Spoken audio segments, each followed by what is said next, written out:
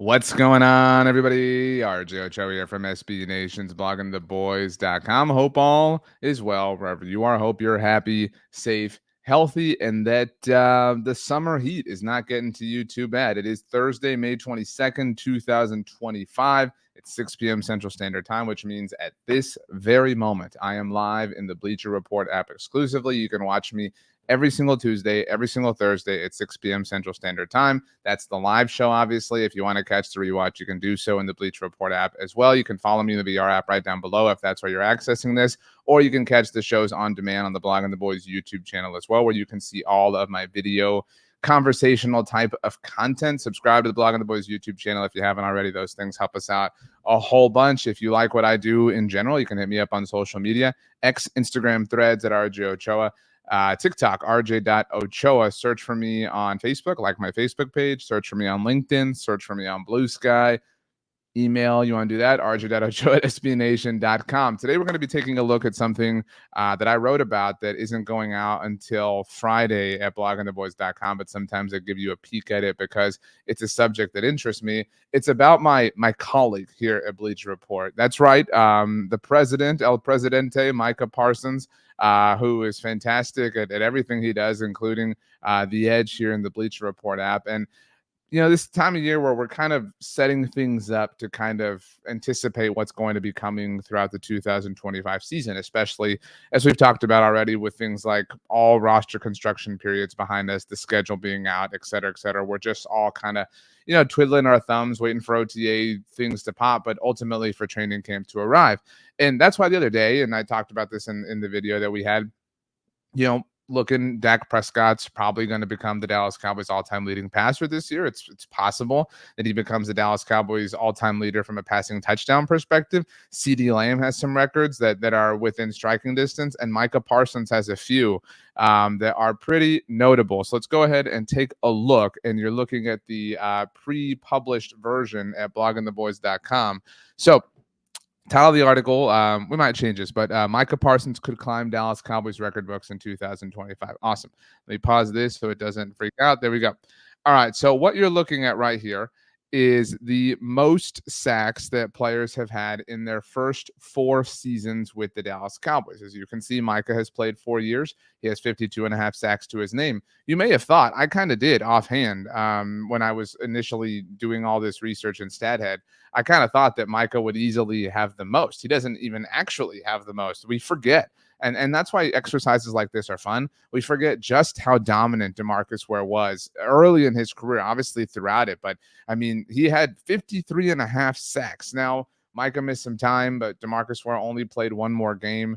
It's worth mentioning that at the time, there were only 16 games in an NFL season. So DeMarcus Ware played each and every single one, 64 games in 4 years. Micah missed some time last year. I think we all agree if he played every single game last year that Micah may have ultimately sat number 1 on this list. By the way, I will never, ever, ever let anybody believe that James Harrison deserved Defensive Player of the Year in 2008. DeMarcus Ware was robbed and was penalized because the Cowboys were not a good team and missed the playoffs as a team. But, hey, whatever. James Harrison won the award and also had one of the most incredible plays of all time in Super Bowl 43 at the end of that entire postseason. But you can see that Ware and Parsons, obviously, a cut above everybody else from a statistical standpoint. Harvey Martin, third on this list, 40.5. You get into names like Jim Jeffcoat, Randy White. You look Too Tall's down there, 21.5 sacks. This is a first 4-season sample size overall, which is why you see, a varying number of games played. DeMarcus Lawrence missed a lot of time his rookie year. Only 23.5 sacks, same amount as Tony Tolbert. Obviously, a lot of people felt a lot of ways about DeMarcus Lawrence from a sack perspective, but this is what's in the past. These are the 4 years that are completed. Now, if we look forward, these are this is what you're looking at right here. Let me put this. There you go. This is the sack leaders in Dallas Cowboys franchise history from the first 5 seasons of a player's career. Now, obviously, Micah's not on this list because he has only played 4 years. So, what we're kind of looking at here is what the goal is for Micah, what the benchmark is, what he has to clear. So Micah's sitting on 52 and a half sacks, obviously. And so in order to be number one on this list, he would have to have 13 sacks. Well, he's averaging 13 sacks throughout his career. So if Micah were to be the same player that we've known him to be across the last 4 years, he will have the most sacks through the first 5 years of any player's career in Dallas Cowboys franchise history, although DeMarcus were right there. Harvey Martin, by the way, super impressive, I think, to be right here. What's really impressive about Harvey is you look here, 40 and a half. These are the first 4 seasons. So quite the jump, as you can see. But that being said, this is, where we want to see Micah ultimately wind up. Let me see this list here. Let's set the stage here as my dog barks in the background. I don't know what's going on outside. Micah, if he is the same player, if he plays to the same degree, if he is just as fantastic as we've known him to be, he's going to be on this list in a very, very serious capacity. He's going to be, he's going to own every single record in Dallas Cowboys franchise history. In fact, this is what I didn't want to bury the lead on this, but this list right here, this is all-time sack leaders in Dallas Cowboys franchise history. Let me zoom out so you can see Micah. Let's see. There we go. So this is, again, every single sack effectively that has been, not everyone, but the top 13 sack artists in Dallas Cowboys franchise history and what they've done to, throughout the course of their career. So DeMarcus Lawrence is the all-time sack leader in Dallas Cowboys franchise history. It's maybe the best way to put this here. I recognize I made it a bit more complicated. Harvey Martin second, Randy White third, etc. So we see Micah. Micah is currently 13th in Dallas Cowboys franchise history. He has 52 and a half sacks, as noted. If he has a chalk season for him, an average season, what we've known or what we've come to know as an average season for him, he'll have somewhere around 65 sacks. 65 sacks when the 2025 season is all said and done. And if he does, if Micah climbs that high, he will surpass DeMarcus Lawrence, and he will be in the top 10 all time as far as sacks are concerned relative to Dallas Cowboys franchise history. Now, look, I understand because I can hear you. I know a lot of you are going to be like, I don't care if he has sacks. I want the team to win. It's been 30 years. I want to see a title, but I'm with you. I understand all this. Literally nobody disagrees with this. We're just talking about interesting things here. And something that is fascinating here, and I know that, look, I'm not trying to pick on DeMarcus Lawrence, but I recognize that there are a lot of people who want to, especially because of the way he left the team. But if Micah were to surpass DeMarcus Lawrence, let's say Micah finishes this year or next year, with 65 sacks. I mean, what you're looking at there, that those 61 and a half sacks, that's not like we've eliminated the first X amount of years of a career thing. We've eliminated that portion of the discussion. Okay. DeMarcus Lawrence has 61 and a half sacks total. And I know that there's a lot of you who are like, yeah, I know. That's why I wanted the Cowboys to move on. That's why I was happy, blah, blah. I mean, we're talking DeMarcus Lawrence, however you feel about him, was one of the better players in Dallas Cowboys franchise history. He did not have the sack numbers to support that. We can all agree on that. But the fact that Micah is a normal season away, below normal season for him, away from surpassing DeMarcus Lawrence's sack total is kind of wild. When you're talking about 11 full seasons for DeMarcus Lawrence, and Micah could outdo that, just the sack numbers, obviously, in less than half of that. It really is incredible and speaks to the unfortunate sequence of events relative to DeMarcus Lawrence not getting sacks. And obviously, more than anything, speaks to how incredible Micah Parsons is. I mean, think about it. He's trailing Tony Tolbert. And look at the G. Look at the column. Let me put my mouse over here. This column right here, the G. This is the amount of games played, if that isn't obvious. Micah's at 63. I mean, and he's at 52 and a half sacks. He's right there. And we can talk about how the game is different and errors are different, et cetera, et cetera. But Tony Tolbert played 144 games. I mean, over twice as many as Micah, and only has 6.5 more sacks. Same goes for Larry Cole. Larry Cole almost played 3 times as many games. And has, I want to say barely, but barely more than Micah Parsons. Same for DeMarcus Lawrence. I mean, it really is absurd the pace that Micah is on to start his career. Now, I don't mean to get into matters that are going to upset us, because I'm also stating the obvious here, but you would think that a player like this, a player with these kind of credentials, a player with, this kind of data to his name, a player with these kinds of accolades, granted, Micah does not have a defensive player of the year to this point in his career, but you would think that this kind of player would be worth paying, right? You would think that this kind of player would be worth giving an extension to, not just now, but that he would have been worth giving an extension to at the very first moment that you could, because that is, as we've discussed many different times, when it is the cheapest. And yet that did not happen last year. It still has not happened this year. I think we all think that it is inevitably going to happen, which is strange. I will say I don't think that I felt that way about Dak or CD last year. I had legitimate doubt that it was, I don't know that it was a lot of doubt, but on some level I did doubt it. And some of that was just because of the way the entire offseason was. I mean, it was about as toxic of an offseason as it could possibly have been. And this offseason is kind of the polar opposite. They have been proactive in other ways, not relative to contracts. I recognize that, which is why I've advocated for a George Pickens extension. I can't believe that I talked about this, recently, and I've talked about it in a few videos and in a few articles. I can't believe the amount of pushback that I've gotten on this. And I was not a proponent for the trade, but you've crossed this line already. You live here. I mean, whatever. I don't mean to go into this tangent, but extend Micah, extend Tyler Smith, extend Deron Bland, extend George Pickens. You should get all of these things done so that next year we're not worrying about anything like this, and it can all be taken care of with relative ease. Maybe you find that to be a controversial opinion, but I mean, I think it's fair. But actually, on the subject of controversial opinions, some context every day. This is why you should check out belongontheboys.com. But every day we have an article that is kind of a discussion prompt, just a general question or prompt to kind of encourage discussion so that people can be talking and communicating about all things Dallas Cowboys. And, sometimes they're really specific things. Sometimes they're really vague things. Sometimes they're even non-Cowboys things. Like on opening day, we asked everyone who their favorite, professional baseball team was, right? That being said, I really liked, now I wrote it, so, I'm a little bit biased, but I really liked today's question, today being Thursday. Now, these drop every day, every weekday at our site, so you can check them out and participate, obviously. But this question is kind of interesting. Now, I think we know my answer to it, but this was our Thursday discussion. What is your most controversial Dallas Cowboys opinion right now? Before we get to some of the answers, let me say, controversial does not mean negative.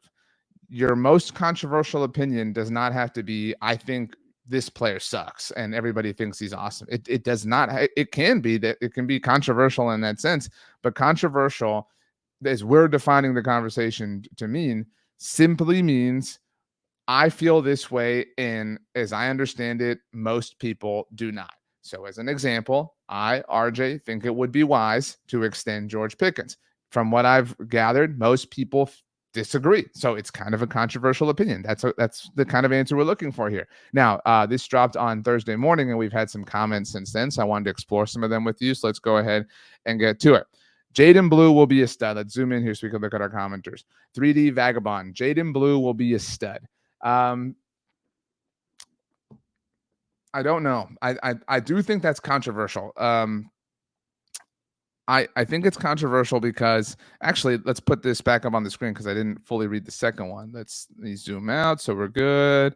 All right. So I want this to happen, to be clear. So again, I'm not trying to be controversial in assessing it, but number one here, Jaden Blue will be a stud.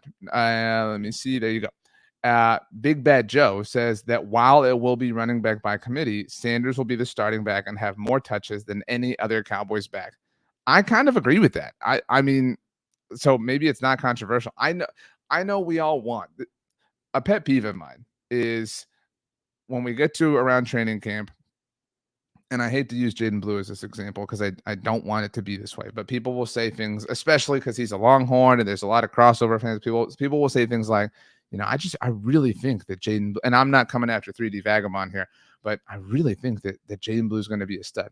You're confusing what you think with what you want. We all want this to happen. I'm with you, but there's nothing to support that it's going to happen from a logical standpoint right now, right? Like, we can all agree that we want it to happen. We hope it happens. This is our wish, right? That if we could wave a wand, this is what would happen, but there's nothing to support that he is going to be a stud. He might have, an interesting role. He might have I don't know, 600 total yards and 4 total touchdowns on the year. That would be a success. And I know that sounds low, and I'm not trying to be negative, but we have to be fair about this. We also have to understand that the Cowboys did sign 2 running backs in free agency. I know they didn't throw a lot of money at the position, but they clearly don't want to have, a situation where there is enough volume of opportunity for one guy to be a stud, which is why, again, I agree with the second comment here in that it will be a running back by committee. We will see things divvied up, and Miles Sanders may end up having more touches than anybody else.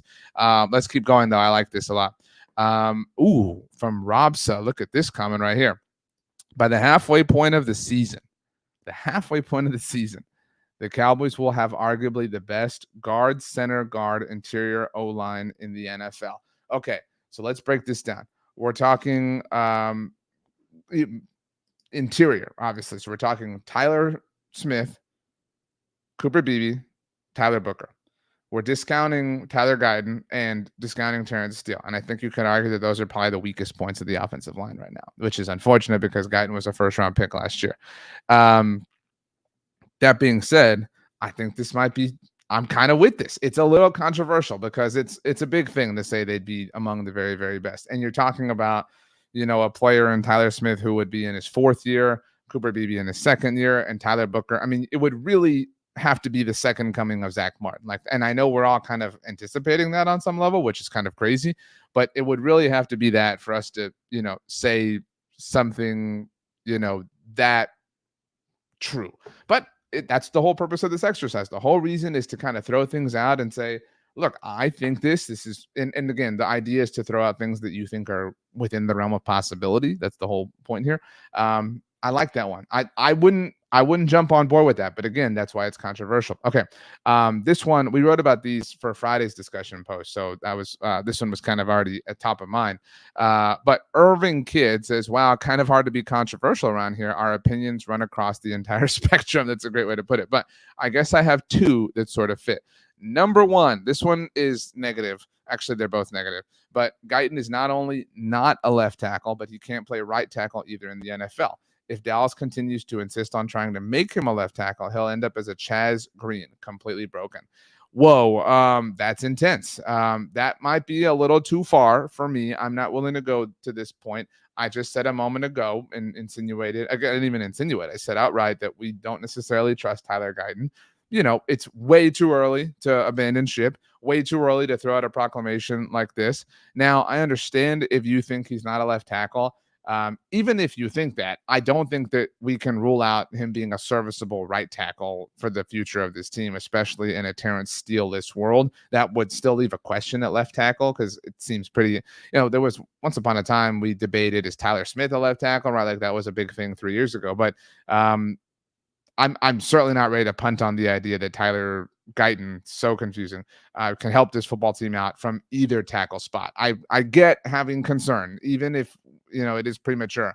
I get having concern about left tackle and his ability to help right there, but I'm still willing to kind of give him some time at right tackle, obviously. Now, number 2 here. I kind of agree with this on some level. Again, I don't mean to relitigate how I was against the trade. But number 2 is the Pickens trade was a panic move. I think this is true, but I don't think that that's necessarily a bad thing. And I think the team has sort of effectively admitted this, right? In saying like, well, we wanted Ted McMillan and he didn't fall and we didn't want to force the issue and we had a need at the position. So, we made the move. That's, yeah, like this is kind of like saying we put off buying a computer until the very last second, and we couldn't do it without a computer, so we had to go buy one, right? Like I don't think that they're hiding from this, but that's sometimes that's okay. Sometimes it's fine to make a panic move, which is obviously the situation relative to this. Let's see here. This is a positive one. Let's go back to sunshine and rainbows because the Guyton thing was a bit negative, and these are a bit more positive. And this one is about Guyton specifically from Axel NVA. I think it's Axel NVA. I think that's probably the phonetic pronunciation here. Says if the Cowboys stay healthy, Guyton improves enough, and they get the run game sorted on both sides of the ball, that Dak is plenty good enough for them to win the Super Bowl. I wish this wasn't a controversial opinion. I'm not going to go down this road here, but if you are still someone who thinks that Dak Prescott I don't even know how to put this. If you think that he is incapable of being the quarterback on a team who wins a Super Bowl, just to throw it out that in that vanilla of a way, if you really believe that, then you really aren't being fair. I mean, it's okay to say he can. It's not saying that you think he's awesome to say that he could be the quarterback on a team who wins a Super Bowl. This is not a shot at Jalen Hurts, but I mean, because Jalen Hurts did all the right things and did them in excellent ways, obviously, as the Eagles won the Super Bowl. But Jalen Hurts is not a great quarterback, right? Like we all know this. We all understand this. He's really, really, really, really good at doing the specific things that he has to do to kind of run that offense. And all credit in the world to him for that. But if you don't think that Dak Prescott can execute the things that are necessary to win a Super Bowl, I don't think you're being fair. I don't think you're being rational. I don't think you're being objective. And that's more than just controversial. But so I wish it weren't controversial, but unfortunately, this is a controversial opinion. So that's that.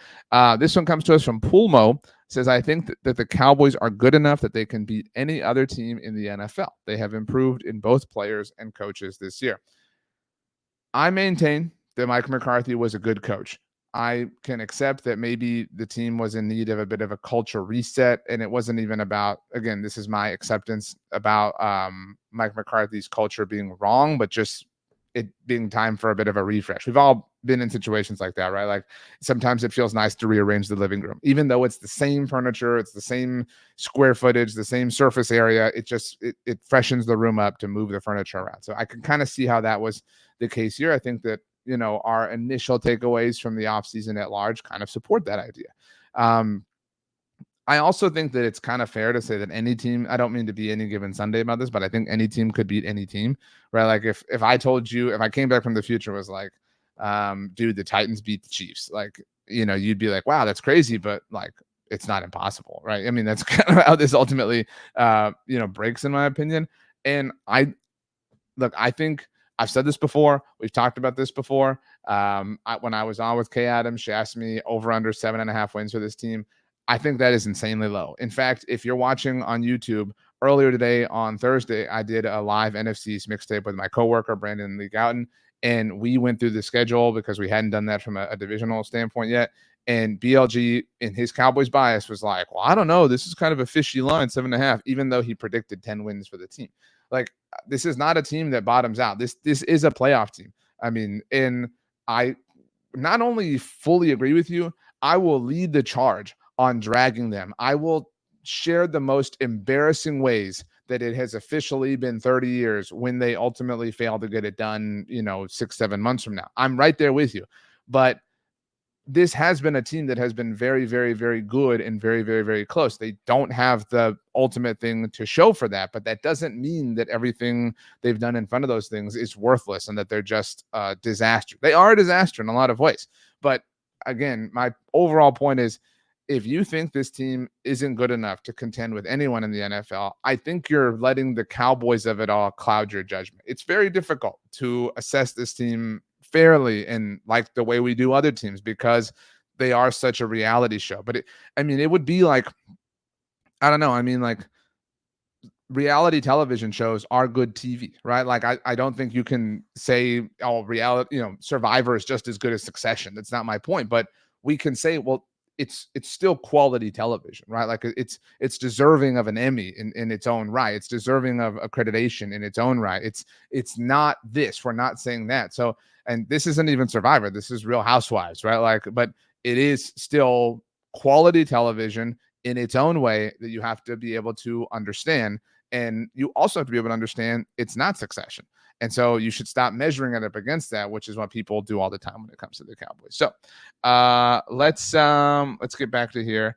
I like this one from Dewey McGee. Put it back up on the screen here. I like both of these. Dewey McGee says many people are upset the Cowboys didn't draft a running back higher. I would offer that we've all kind of chilled on this, but we were upset in the moment. I would argue that drafting Booker was a bigger plus for the run game than if they drafted a running back really high. I think we all agree with this. I think we all just thought like, well, if Travion Henderson falls or Quinshon Judkins falls, also it should have been Cam Scatterbo. Most running backs can run well if they get more yards before contact. We might even see Deuce Vaughn do well. Now you lost me. I'm not willing to go that far. I am willing to say that I think that Jaden Blue will have a role. I am willing to say I think Miles Sanders will have a role. Javonte Williams. I even think Phil Maffa will have a role. But Deuce Vaughn, I mean, yeah, I hope the best for him. I want the best for him, but I just don't see it at this point. It's been a few years at this point. I really like this. It's probably my favorite one from Mojo Shmi. I think that's how we're pronouncing this. But I think Jake Ferguson is going to have a Pro Bowl season, and that by season's end, we're all going to be convinced this team will finally be ready to make a playoff run, and they won't. I mean, I think they are a playoff team. So if you want to tell me like, oh, I don't think they win the Super Bowl, well, duh. I mean, I would take any team to not win the Super Bowl. It's very, very difficult to do. But I do think that we aren't talking about Jake Ferguson enough. He had the injury in week 1 last year, and we've talked a lot about how the George Pickens trade will help CeeDee Lamb and will help Dak Prescott. This is a big year for Jake Ferguson. There's no question. There's no doubt about it. And I mean, I think that it's very, very, very possible that, look, for what it's worth, this is the final year of his rookie contract. And so it would make sense if you really think there is going to be this big blow up to pay him now. But it would also make sense to look at Dak Prescott's history specifically with the tight end position and say that he's been willing to, or had been able to make other people thrive. And it's also worth saying that the Cowboys drafted Luke Schoonmaker in the second round a couple years ago. And I would add that maybe if we're not talking about Jake Ferguson enough, we might not be talking about Luke Schoonmaker enough either, because they did spend a second round pick on him. Granted, that was the Mike McCarthy Cowboys. I haven't quite read this one. But I think they will do well this year. Not quite right says 11 wins. Dak will push to do well in the beginning. He wants to prove people wrong. Pickens the same, prove doubters wrong. I see, like, if we're predicting injuries, get out of town here. Random Cat says, I think Dak is going to have a great 25 season. He will regress in 26, but this year will be an up year. Look, I don't know how many times to say this. I don't know how many ways to say this. We are a year and change removed from Dak Prescott finishing second in MVP voting. Second. In fact, let's look at, let's see here. Pull this up here. This is off. Okay. So let's take a look at the last 5 years. I think that's a good way to kind of look at this. So this is 2020. Shout out to my friends at Pro Football Reference. All right. That's how we're going to kind of close this out. This is MVP voting in 2020. Okay. 2020. Now you can see. 2020. Aaron Rodgers won MVP. Josh Allen finished second. Patrick Mahomes finished third. Okay. The equivalent of what people are saying about Dak, like he sucks or whatever.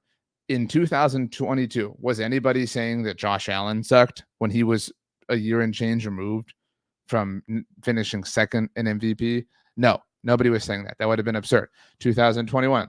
All right. Tom Brady is a unique thing, obviously, and Cooper Kupp won the Triple Crown. The Rams won the Super Bowl, and he won MVP. But nobody in 2023 was saying that any of these players didn't have it anymore, right? Nobody was doubting them. In 2022, this was a much wider MVP ballot. But 2022, Patrick Mahomes won it.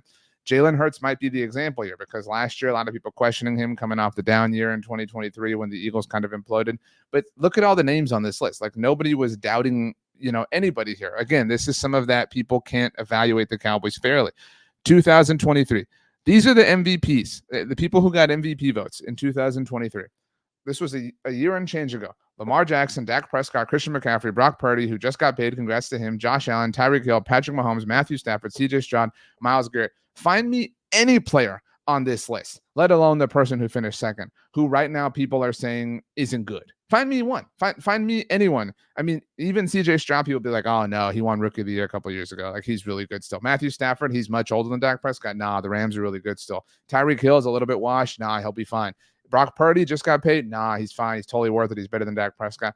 I mean, the man finished second in MVP voting a year and change ago, and we act like he's just absolutely nothing. I mean, it is absurd. And again, some of it is because people can't separate the meme-ness of who the Cowboys are from who they actually are. You have to kind of be, able to see through the storm sometimes, which is a gift and a curse that we all have as Dallas Cowboys fans. And, somebody's got to do it. And I suppose that it's going to be you and me. But all right, speaking of you and me, I appreciated the chat that we had today about Micah, about controversial opinions, about people having silly opinions when it comes to Dak Prescott. And I enjoy conversing all things Dallas Cowboys with you each and every Tuesday and Thursday. live at 6 p.m. Central Standard Time here in the Bleacher Report app. Remember, you can watch me live. Follow me in the BR app right down below if that's where you are. You can hit me up on social media, X, Instagram, Threads at RJ Ochoa, TikTok, RJ.Ochoa. Search for RJ Ochoa on the Book of Faces, LinkedIn, Blue Sky. Subscribe to the Blog on the Boys YouTube channel where you can access these as well as all of my other content. And make sure to check out, obviously, blogontheboys.com 24/7, 365 for the latest and greatest in Dallas Cowboys news, discussion, and analysis, including those daily discussion threads, as we mentioned when we did the controversial opinions. All right. For now, I'm going to bid you all adieu. I hope you have a wonderful dinner. I hope you have a wonderful breakfast. I can't wait to see you again next time. And I hope that next time gets here sooner rather than later because you are the best. And thank you so much for your time because it's the most precious thing that you can give. And I really am appreciative that you gave me some of yours today. All right, everybody. Thanks so much for hanging out. And we will see you next time.